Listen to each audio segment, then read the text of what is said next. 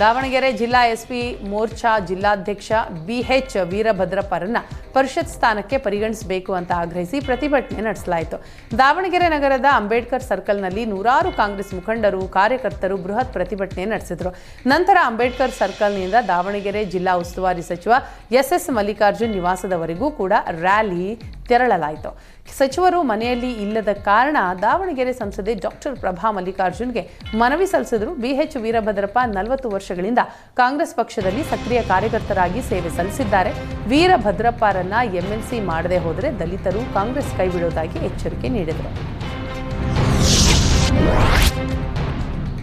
ಬಡ ರೈತನ ಕುಟುಂಬದ ಮೇಲೆ ಶಾಸಕ ಪ್ರಕಾಶ್ ಕೋಳಿವಾಡ ದೌರ್ಜನ್ಯ ಎಸಗಿದ ಆರೋಪ ಕೇಳಿಬಂದಿದೆ. ಗ್ರಾಮ ಪಂಚಾಯಿತಿ ಹೊಸ ಕಟ್ಟಡ ನಿರ್ಮಾಣ ವಿಚಾರವಾಗಿ ರೈತನ ಕುಟುಂಬದ ಮೇಲೆ ದೌರ್ಜನ್ಯ ನಡೆಸಿರುವ ಆರೋಪ ಇದೆ.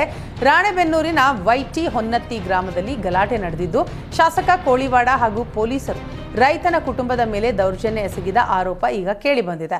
ಚನ್ನಬಸಪ್ಪ ಹೊಳಲು ಎಂಬುವರು ಜಮೀನಿನಲ್ಲಿ 3 ಗುಂಟೆ ಜಾಗ ಭೂ ಸ್ವಾಧೀನಪಡಿಸಿಕೊಂಡು ಹೊಸ ಗ್ರಾಮ ಪಂಚಾಯಿತಿ ಕಟ್ಟಡ ನಿರ್ಮಾಣ ಮಾಡೋದಕ್ಕೆ ಹೊರಟಿದ್ದಾರೆ. ಹಲವು ವರ್ಷಗಳಿಂದ ನಮ್ಮ ಕೃಷಿ ಮಾಡುವಂತಹ ಜಾಗದಲ್ಲಿ ಹೊಸ ಗ್ರಾಮ ಪಂಚಾಯಿತಿ ಕಟ್ಟಡ ನಿರ್ಮಾಣಕ್ಕೆ ಗುದ್ದಲಿ ಪೂಜೆ ನಡೆಸಲಾಗ್ತಾ ಇದೆ ಅಂತ ರೈತನ ಕುಟುಂಬ ಆಕ್ರೋಶ ವ್ಯಕ್ತಪಡಿಸಿದೆ. ಜಾಗದ ವಿಚಾರವಾಗಿ ಹೈಕೋರ್ಟ್ನಲ್ಲಿ ಇನ್ನೂ ಕೂಡ ವಿಚಾರಣೆ ಬಾಕಿ ಇದೆ. ಆಗಲೇ ಗುದ್ದಲಿ ಪೂಜೆಯನ್ನು ನಡೆಸುತ್ತಿದ್ದಾರೆ. ಹೀಗಾಗಿ ಗುದ್ದಲಿ ಪೂಜೆಗೆ ತಕರಾರು ತೆಗೆದ ಚನ್ನಬಸಪ್ಪ ಕುಟುಂಬದ ಸದಸ್ಯರನ್ನ ಪೊಲೀಸರು ವಶಕ್ಕೆ ಪಡೆದಿದ್ದಾರೆ. ಇದರ ಹಿಂದೆ ಶಾಸಕ ಪ್ರಕಾಶ್ ಕೋಳಿವಾಡ ಕುಮ್ಮಕ್ಕಿದೆ ಅಂತ ಕುಟುಂಬ ಆರೋಪ ಮಾಡ್ತಾ ಇದೆ.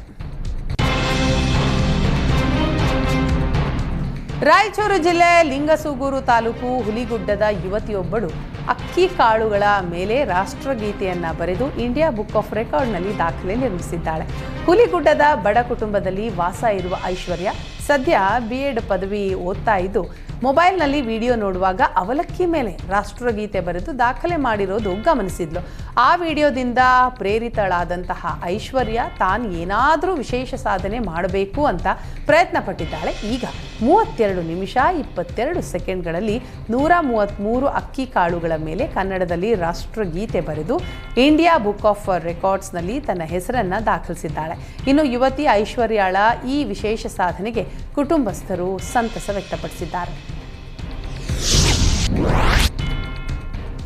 ಯಾದಗಿರಿ ಜಿಲ್ಲಾ ಕ್ರೀಡಾಂಗಣದಲ್ಲಿ ಬೇಸಿಗೆ ಕ್ರೀಡಾ ತರಬೇತಿ ಶಿಬಿರ ಆಯೋಜಿಸಲಾಗಿದೆ. ಯುವ ಸಬಲೀಕರಣ ಮತ್ತು ಕ್ರೀಡಾ ಇಲಾಖೆ ವತಿಯಿಂದ ಏಪ್ರಿಲ್ ಮತ್ತು ಮೇ ತಿಂಗಳಿನಲ್ಲಿ ಶಿಬಿರ ಏರ್ಪಡಿಸಲಾಗಿದೆ. ಆಸಕ್ತ ಶಾಲಾ ಕಾಲೇಜುಗಳ ವಿದ್ಯಾರ್ಥಿನಿಯರು ಈ ಬೇಸಿಗೆ ಕ್ರೀಡಾ ಶಿಬಿರದಲ್ಲಿ ಭಾಗವಹಿಸಬಹುದಾಗಿದೆ. ಈಜು, table tennis, volleyball, athletics, mallakhamb ಸೇರಿದಂತೆ ಹಲವು ಕ್ರೀಡೆಗಳನ್ನು ಏರ್ಪಡಿಸಲಾಗಿದೆ.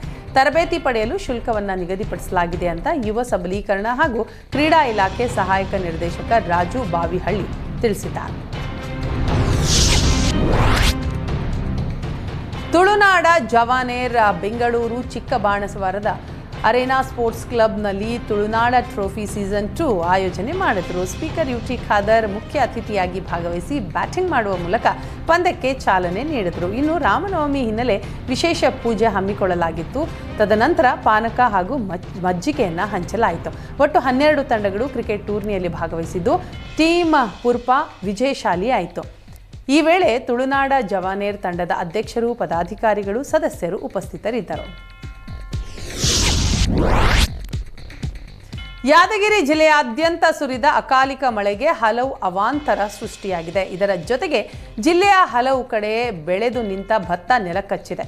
ಯಾದಗಿರಿ ಜಿಲ್ಲೆಯ ಸುರಪುರ ತಾಲೂಕಿನ ಕೆಂಬಾವಿ, ಪರಸನಹಳ್ಳಿ, ಪತ್ತೇಪುರ, ನಗನೂರು ಸೇರಿದಂತೆ ಹಲವು ಗ್ರಾಮದಲ್ಲಿ ನೂರಾರು ಎಕರೆಯ ಭತ್ತ ಬೇಸಿಗೆ ಮಳೆಗೆ ಹಾನಿಯಾಗಿದೆ.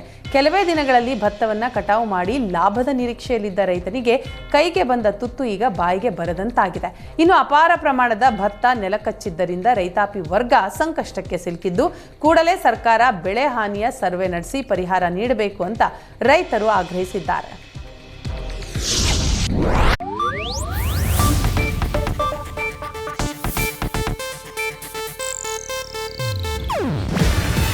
ಇದು ಏಷ್ಯಾನೆಟ್ ನ್ಯೂಸ್ ನೆಟ್ವರ್ಕ್ ಪ್ರಸ್ತುತಿ. ನೀವು ನೋಡ್ತಿದ್ದೀರಾ ಏಷ್ಯಾನೆಟ್ ಸುವರ್ಣ ನ್ಯೂಸ್.